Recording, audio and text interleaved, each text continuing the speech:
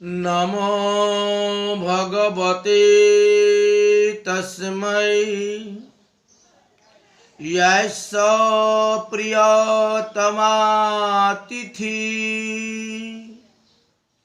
एकादशी चौ सर्वभीष्टौ प्रधानिरीणां सर्वत्रः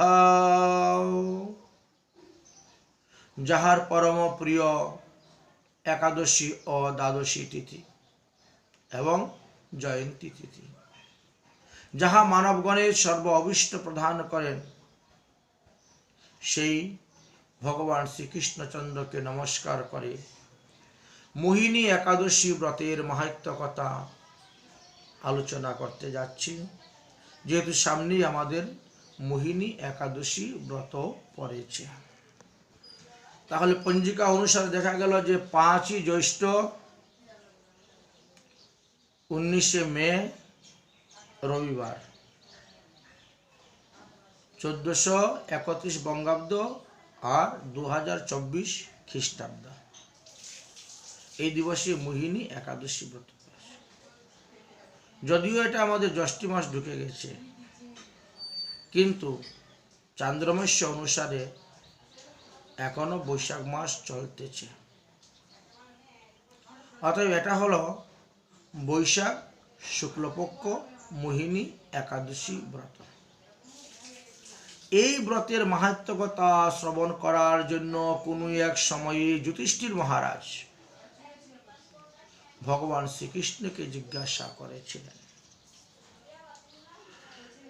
এবং যুধিষ্ঠির মহারাজের প্রশ্নের উত্তর দিতে গিয়ে ভগবান শ্রীকৃষ্ণ বললেন যে, হে রাজন, এই যে মোহিনী একাদশী ব্রত, এই ব্রত যারা করেন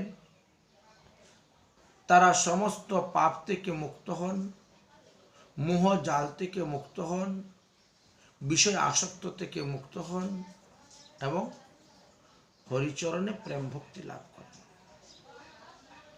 এই হেতু প্রত্যেক মানবেরই কর্তব্য যে এই মোহিনী একাদশী ব্রত পালন করা। মানবগণের পাতক ক্ষয়কারিণী, সর্ব দুঃখ বিনাশিনী এই একাদশী ব্রত।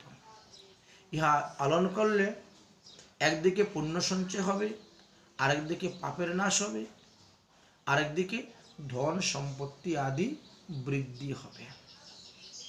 এই বিষয়ে একটি পৌরাণিক কাহিনী আছে, সেই কাহিনীটি আমি তোমাকে বলবো। সেটা হলো ধৃষ্টবুদ্ধি নামক এক বৈশ্যর উপাখ্যান। তো বহুকাল পূর্বের কথা, তো সরস্বতী নদীর তটে ভদ্রাবতী নামে একটি নগর ছিল। তথায় চন্দ্রবংশ উদ্ভূত ধৃতিমান নামে রাজা রাজত্ব করতেন। ওই রাজার রাজত্বকালে তিনারি পুরীতে ধনপাল নামক এক বিরাট সমৃদ্ধিশালী বৈশ্য বাস করিতেন। ওই বৈশ্য সর্বদাই পুণ্যকর্মে নিযুক্ত থাকিতেন। এক কথায় বলতে গেলে তিনি একেবারে গরিবের বন্ধু ছিলেন। যাহারা নিতান্ত গরিব, দিন আনে দিন খায়, তাদের তো একেবারে বন্ধু, তাদের ঘরে ধান চাউল সব পাঠিয়ে দিতেন। যাদের বাড়ি নাই তাদের বাড়ি তৈরি করে দিতেন, যাদের পুকুর নাই তাদের পুকুর কেটে দিতেন, যাদের কুয়া নেই তাদের কুয়া বানিয়ে দিতেন, যাদের বাগিচা নেই তাদের বাগিচা তৈরি করে দিতেন। এরকম ছিল। সেই পুণ্যাত্মা ধনপালের 5টি পুত্র সন্তান ছিল: সুমনা, দ্যুতিমান, মেধাবী, সুকৃতি এবং ধৃষ্ট বুদ্ধি। এই যে 5 পুত্র, তন্মধ্যে সবথেকে ছোট ছেলে, যার নাম ছিল ধৃষ্ট বুদ্ধি, সে সর্বদাই পাপকার্যে রত থাকিত, অর্থাৎ পঞ্চপাতকের পাতক। পরস্ত্রী সঙ্গী, বেশ্যাতে আসক্ত, লম্পট, দ্রুতক্রিয়া পরায়ণ, কুভাষণাসক্ত, পিতামাতা বা ব্রাহ্মণের দেবতাকে কখনো শ্রদ্ধা ভক্তি প্রণাম কিছুই করত না, সর্বদা মদিরা পানে মত্ত থাকত, পশু হিংসা করিত, সর্বদাই অন্যায় কাজে রত থাকিত, বড় দুষ্ট স্বভাব ছিল এবং পিতৃধন ক্ষয়কারক, পিতার ধনকে ক্ষয় করতে শুরু করলেন, অবৈক্য ভক্ষণ করিত। এইভাবে তার পাপাচরণ দিন দিন বৃদ্ধি পেতে লাগল। একদিন ওই দৃষ্ট বুদ্ধি এক বেশ্যা রমণীর স্কন্ধে হস্ত দিয়ে রাস্তার মধ্যে ঘুরে বেড়াচ্ছে, আর এমন তো অবস্থায় তাহার পিতা ধনপাল দেখে ফেললেন। তিনি তখন চিন্তা করলে, সর্বনাশ, এই কুপুত্রকে ত্যাগ করতে হবে। পুত্রীর কুস্বভাব দর্শন করে খুব ক্রোধিত হলেন, গৃহে আসলেন, পরিবার পরিজনের সঙ্গে কথা বললেন, কারণ একে ত্যাগ না করলে তার পাপে আমার কুল নরকে যাবে। যদি একজনকে ত্যাগ করে সমস্ত পরিবারকে রক্ষা করা যায়, তাহলে একজনকে ত্যাগ করাই শ্রেষ্ঠ, যাকে বংশ রক্ষা করা যাবে। এই জন্য তিনি পুত্রকে ত্যাগ করে দিলেন, ত্যাজ্যপুত্র করে বাড়ি থেকে বিদায় করে দিলেন, যার ফলে আত্মীয় স্বজন ইষ্টিকুণ্ডুবরা সবাই তাকে পরিত্যাগ করে দিলেন। সকলেই তিনাকে ঘৃণার চোখে দেখতে লাগলেন, কেউ আর আদর সমাদর করেন না। ত্যাজ্যপুত্র হয়ে তিনি কি করলেন, বেশ্যালয়ে চলে গেলেন। বেশ্যারা তিনাকে আপন করে নিল এবং তিনি তখন বেশ্যাদের মন ভরণ পোষণ করার জন্য এবার শরীরের অলংকার গুলা বিক্রি করতে শুরু করলেন।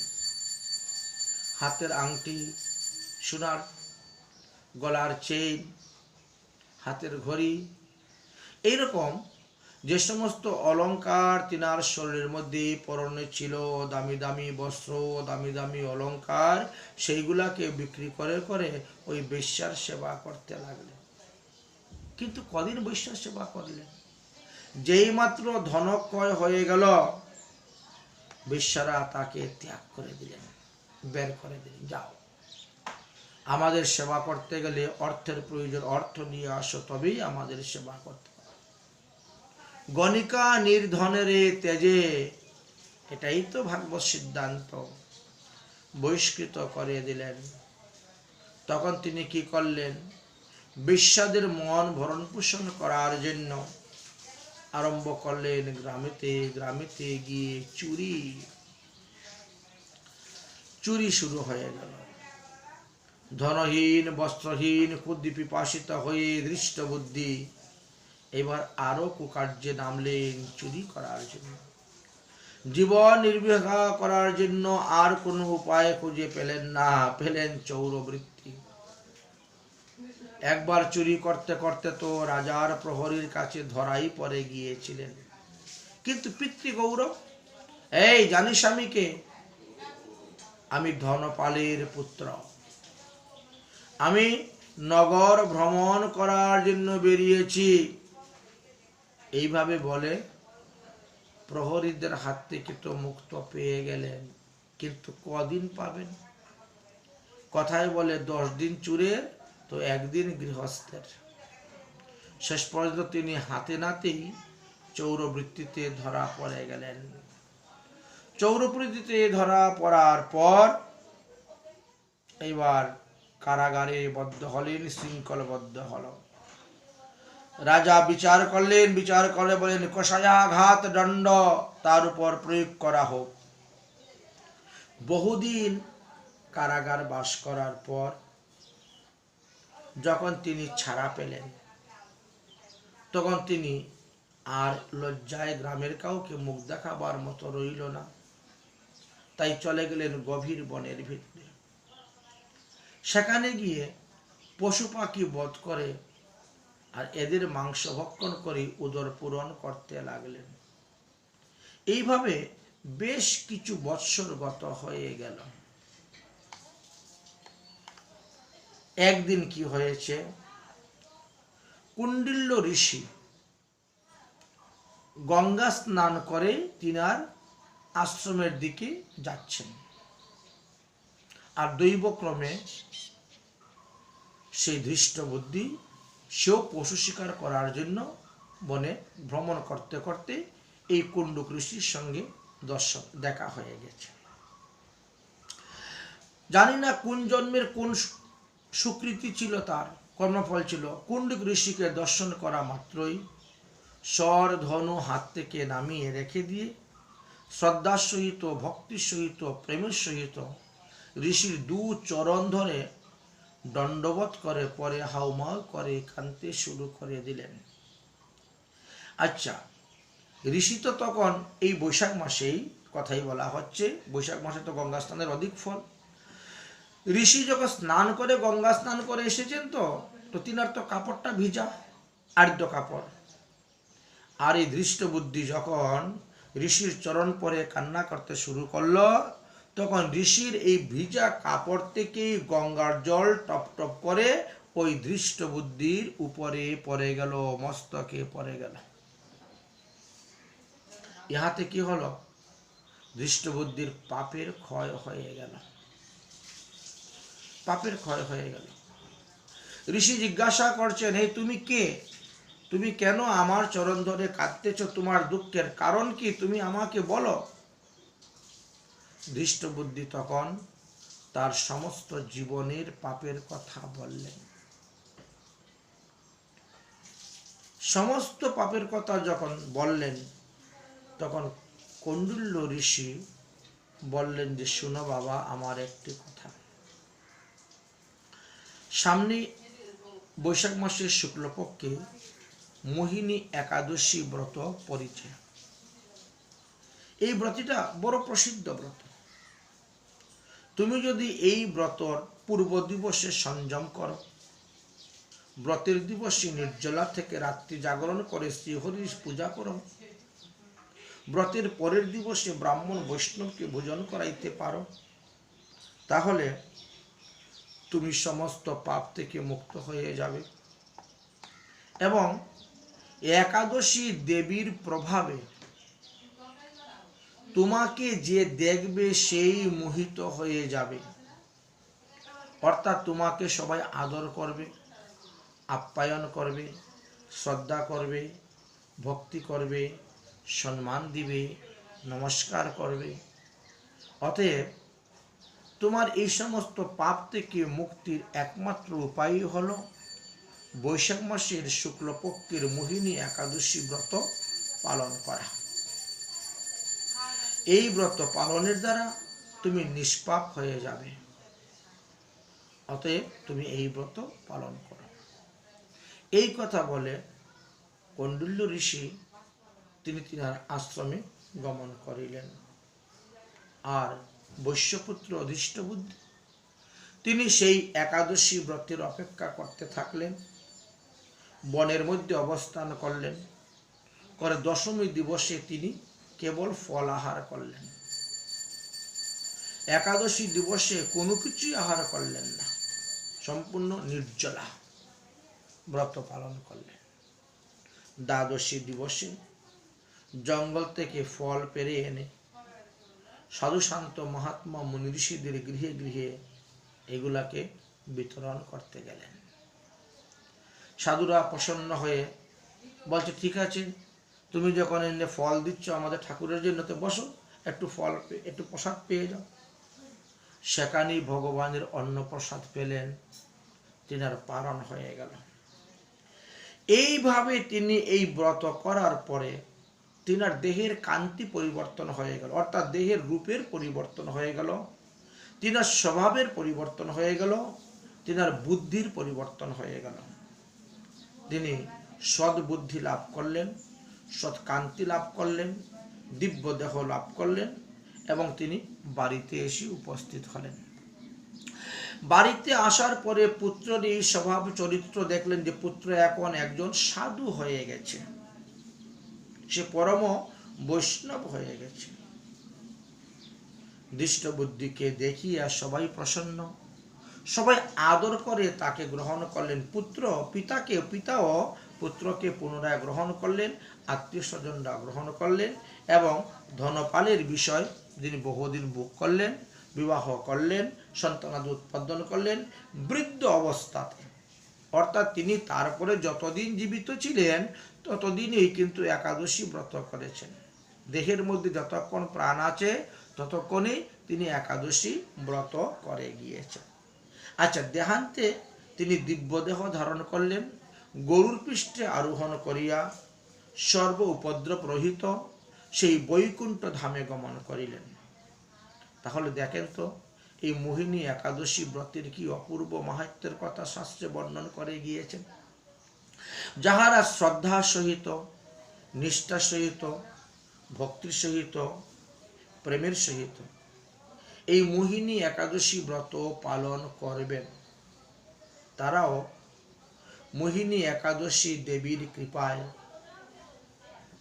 দৃষ্টবুদ্ধি যেরকম উত্তম গতি লাভ করেছে, উত্তম ব্রত ফল লাভ করেছে, আপনারাও সেই রকম উত্তম ব্রত, উত্তম ফল লাভ করতে পারবেন।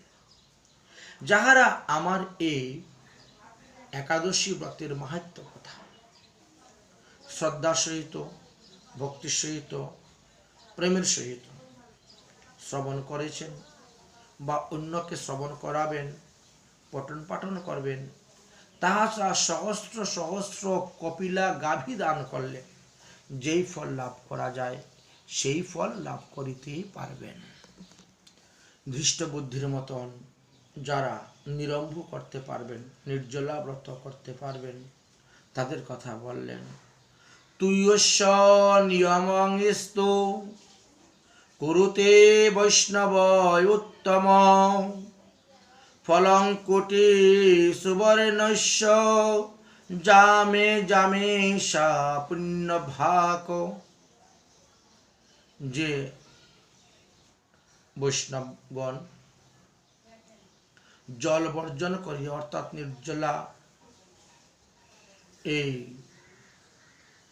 মোহিনী একাদশী ব্রত পালন করিবেন, তিনি প্রতি পদে পদে, প্রতি প্রহরে প্রহরে কোটি সুবর্ণ দানের ফল লাভ করিতে পারিবেন। স্নানং দানং জপম হোমং দ্বাদশম কুরুতেং নর তৎ সর্বাঞ্চাক্ষয়ং প্রাপ্তি এতৎ কৃষ্ণস্য ভাষিতম। ভগবান শ্রীকৃষ্ণ নিজে বলে গেলেন, যারা ব্রতের দিবসে গঙ্গা স্নান করেন, যারা ব্রতের দিবসে অর্থ, বস্ত্র, ফল দান করেন, যারা ব্রতের দিবসে হরিনাম জপ করেন, তপস্যা করেন, এইগুলা অন্যান্য দিনের চাইতে শতগুণ বেশি ফল হইয়া থাকে, শতগুণ বেশি ফল লাভ করা যায় এবং সেই ফল অক্ষয় অভয় অমর হয়ে থাকে। এই ফলের কখনো ক্ষয় হয় না। এত শক্তি এই একাদশী ব্রতেতে নির্জলা একাদশী ব্রতে বড় সুন্দর মাহাত্ম্যের কথা বর্ণন করে গিয়েছেন। শ্রীমতী রাধারানী বললেন যে একাদশী দিবসে যদি আমরা 26টা একাদশীর নাম উচ্চারণ করি, তথাপিও আমাদের একাদশী ব্রতের ফল লাভ করা যায়। উৎপত্তিশ্চ যথা মুক্ষা সফলা চ ততো পরম পুত্রদাশট তিলাশ্চৈব জয়া চ বিজয়াস্তথা আমলকি ততো পশ্চাৎ নাম্না ভৈ পাপমোচিনী কামোদাশ্চ ততো পশ্চাৎ কথিতাভ্যো বরুথিনী মোহিনী চ অপরা প্রুক্তা নির্জলা কথিতা তথা যোগিনী দেবসহিনী কামিকী চ ততো পরম पवित्रा च अपि अज्जा पद्मा इंदिरा च ततो परम पापंकुशारमश्चैव ततो पश्चात् प्रबोधिनी सर्वसम्पदप्रदाश्चैव दे पृक्तं मलमाशजे कमला च पद्मिनी तथा शतविंशति नामनः। এই 26টি একাদশীর কথা বললেন। একাদশী দিবসে আপনারা একাদশীর এই 26টি নাম উচ্চারণ করবেন। যেহেতু অগ্রহায়ণ মাসের কৃষ্ণপক্ষে একাদশী দেবী উৎপন্ন হয়েছিলেন, এই জন্য অগ্রহায়ণ মাস থেকে আমাদের একাদশীর নাম গণনা হয়ে থাকে, অর্থাৎ উৎপন্না, মুক্ষদা, সকলা, পুত্রদা, শততিলা, বৈষ্ণী, বিজয়া, আমলকি, পাপমোচনী, কামদা, বরুথিনী, মোহিনী, অপরা, নির্জলা, যোগিনী, দেবসহিনী, কামিকা, পবিত্রা, অজা, পাশ পরিবর্তিনী, ইন্দিরা, পাপাংশকা, রমা, প্রবোধিনী বা উত্থান একাদশী, কমলা, পদ্মিনী। এই হলো মোট 26টি একাদশী। এই কমলার পদ্মিনীটি একমাত্র পুরুষোত্তম মাসে পড়ে, মানে অধিক মাস বা মল মাসে পড়ে। বাকি 24টা আমাদের প্রতি বৎসরই পড়ে থাকে। বললেন যে একাদশীর এই 26টা নাম সার্থকতা জানিবে। যদি কোনো ব্যক্তি কোনো কারণবশত একাদশী ব্রত উপবাস করতে পারেন না, সমর্থ নহেন, রোগ শোক ব্যাধি জর্জরিত, তবে তাহাকে ওই একাদশীর 26টা নাম কীর্তন করলেই একাদশী উদযাপনের ফল লাভ করিতে পারিবেন। গর্গ সংহিতাতে রাধারানীর এটি উক্তি দেওয়া আছে। ষটবিংশতি নামনা একাদশং পঠেত ইয়ঃ সংবৎসরো দ্বাদশীনাং ফলমাপ্নোতি সুয়োপি। এই 26টি একাদশীর নাম যে ব্যক্তি পাঠ করেন, তাহার 1 বৎসরের একাদশী এবং দ্বাদশী ব্রতের ফল লাভ করিয়া থাকেন।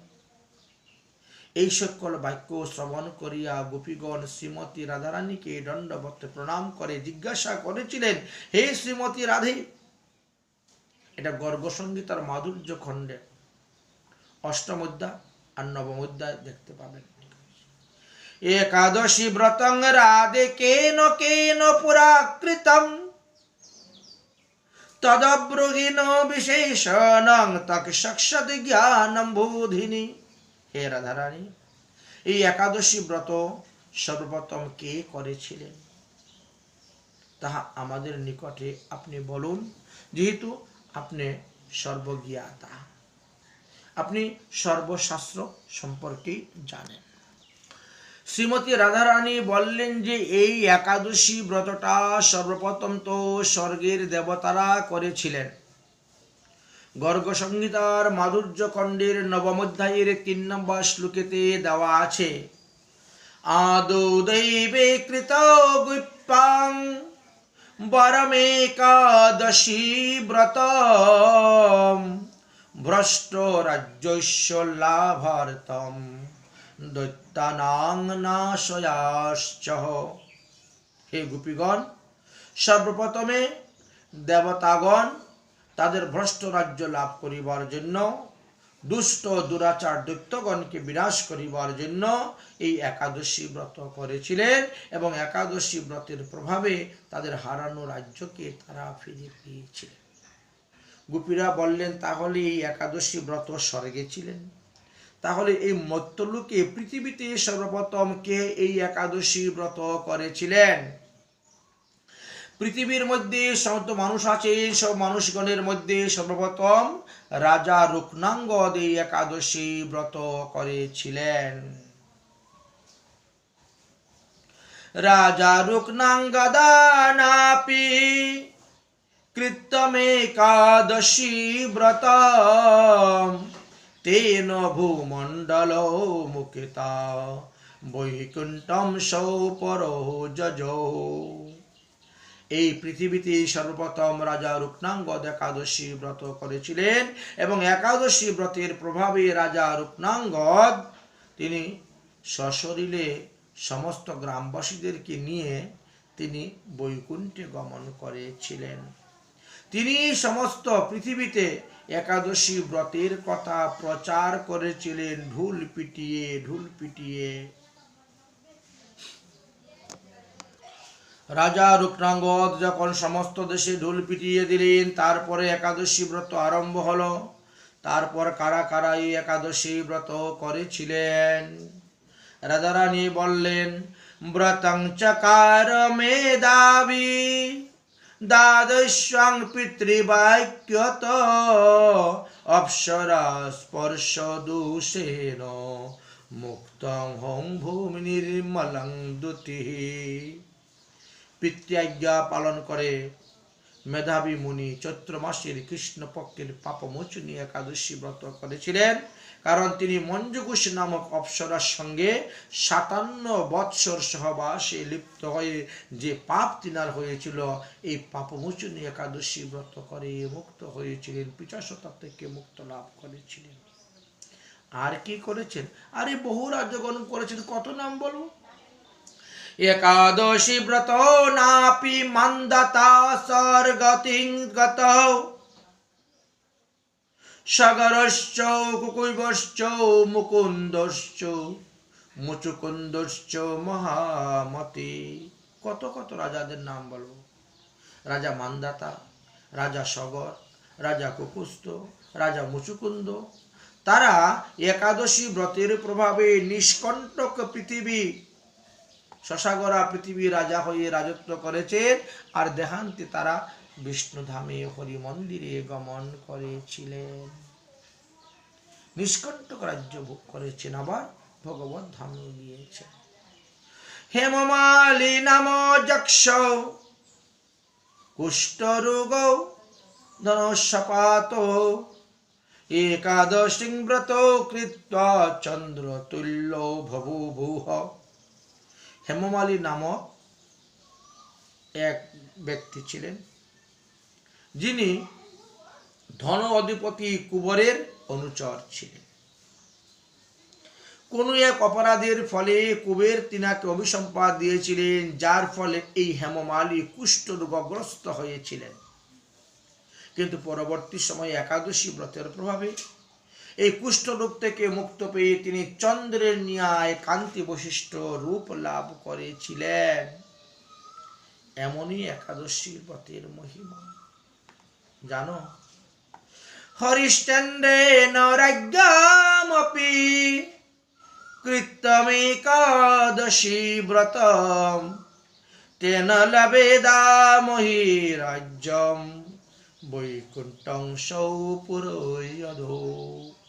হে গোপাঙ্গনাগণ, রাজা হরিশ্চন্দ্র এই একাদশী ব্রতের প্রভাবেই তিনার মৃত পুত্রকে জীবিত করতে পেরেছিলেন। তিনার হারিয়ে যাওয়া স্ত্রীকে তিনি খুঁজে পেয়েছিলেন এবং তিনার হারিয়ে যাওয়া রাজ্যকে তিনি ফেরত পেয়েছিলেন।